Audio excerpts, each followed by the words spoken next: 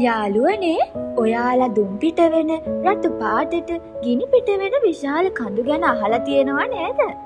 අන්න ඒවට තමයි අපි ගිනි කඳු කියලා කියන්නේ.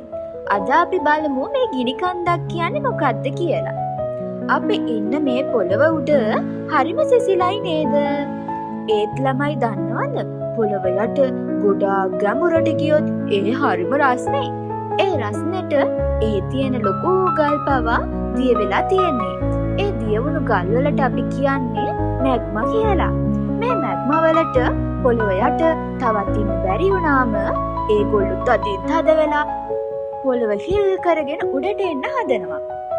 මම මේක ඔයාලට පොඩි උදාහරණයකින් කියලා දෙන්නම්.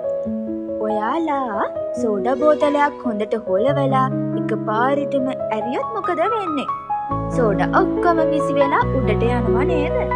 අන්න ඒ වගේ තමයි පොළොව යට තියෙන තදවීම වැඩි වුණාම ගිනි කන්ද උඩින් මහා හයියෙන් සද්දයක් එක්ක ගිනි, දුම් සහ අළු අහසට පිපිරිලා යනවා.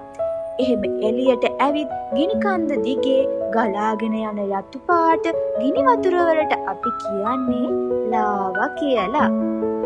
ළමයි දන්නවද? හැම ගිනි කන්දක්ම හැමතිස්සෙම පිපිරෙන්නේ නැහැ. සමහර ගිනි කඳු අවුරුදු ගානකින් පිපිරිලා නැහැ. ඒගොල්ලෝ හොඳට නිදා ගන්නවා. සමහර ඒවා ඕනෑම වෙලාවක පිපිරෙන්න ලෑස්ති. මේ වගේ ලස්සන කතා ඔයාලා අහන්න ආසයි නම් අපේ channel එක subscribe කරලා තියාගන්න. මම හෙටත් හමු වෙනතුරු සතුටින් ඉන්න ළමයි. bye bye.